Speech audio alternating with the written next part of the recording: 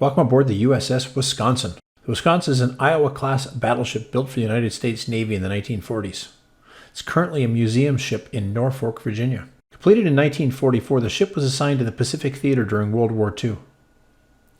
Ironically, a ship that's over 70 years old actually only ever saw 14 years of active service. It was decommissioned several times over its lifespan, for the final time in September of 1991. Now, I'm not going to get in-depth on the tour on this. We spent about 5 hours wandering around the ship, and the video is about 8.5 minutes long. If you really want to get to know the Iowa-class battleships, I strongly recommend you subscribe to Battleship New Jersey. Amazing YouTube channel, almost 200,000 followers. Covers everything you'll ever want to know about the Iowa-class battleships. As a sailor, this is your common living area. 3 bunks high. Bunks are barely 6 feet long. You got a common shower area here, bathroom, 5 or 6 sinks, shower in the back there, toilets behind over here and amongst everything. As you can tell, creature comforts were the last thing to come in place. The ship came first, comforts came second.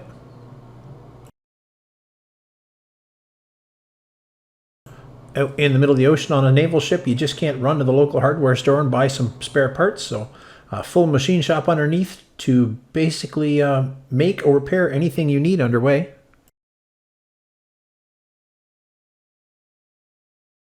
Educational service office, not everybody spends their career in the Navy, so while you were on board ship, you get a trade, you could learn about accounting, all kinds of useful life skills after you left the service.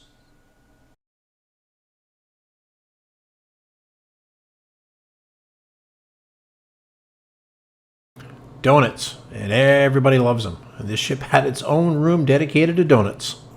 Because anybody will tell you on board a ship, if you don't have good food, you don't have good morale. And as you walk into the main galley, look at the big basins back there for cooking soups. We've got grills. You got chicken rotisserie ovens in the background over there. Deep fryers. I would imagine when this ship was in active service, this galley smelled incredible.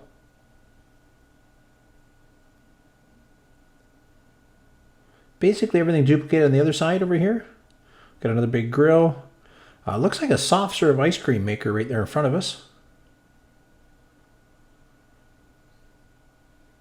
The interesting thing about being on the tour of the Wisconsin, it's a self-guided tour. You just kind of wander around wherever you want.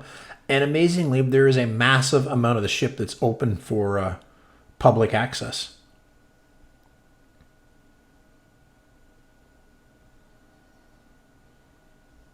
We've got a private officer's mess back here in the corner. One thing I did discover wandering around the Wisconsin, not being a military member myself, I wasn't exactly up to speed on the hierarchy. There is a distinct hierarchy on the ship based on certain rooms for certain ranks.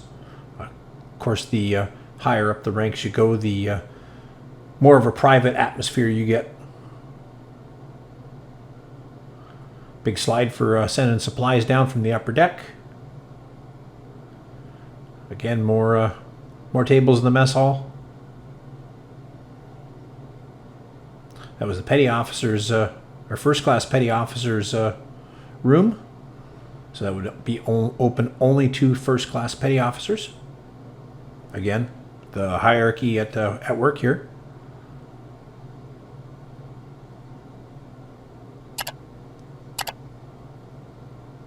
And I don't know if I got a picture of it, but the soda machines, sorry Pepsi, the U.S. Navy runs on Coke. The fountain machines on board the ship were all dispensing Coke products.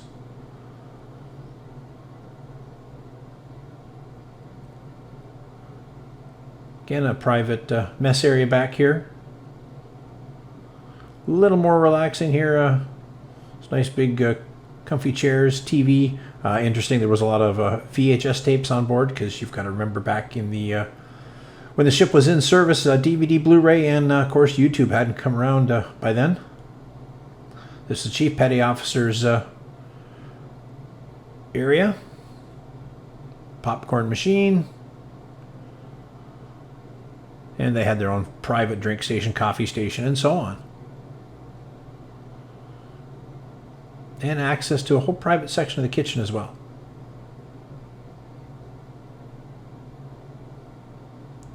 Now this is down one more deck on deck 3. This is what they call Broadway. This stretches end to end of the ship. And you can see it does go forever.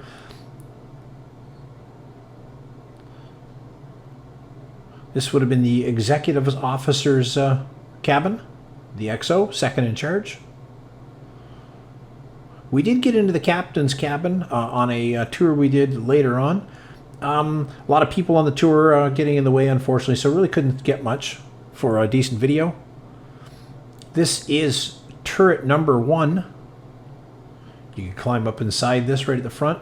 Now these turrets fire a 16-inch shell, and there was 3 in each turret, 3 turrets, of course, so 9 cannons all in total.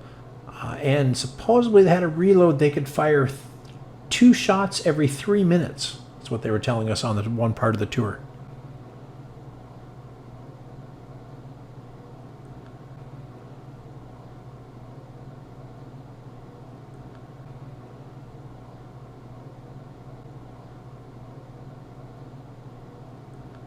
Some of these switches are part of the analog computer system. Yeah, back when all this was built, there was no transistors, integrated circuits, all this stuff. Everything was done with analog computers. Motors driving small gears, relays, all that stuff.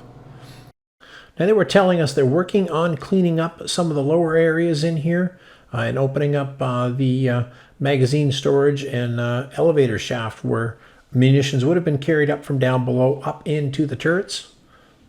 Might be good to visit back in a couple of years.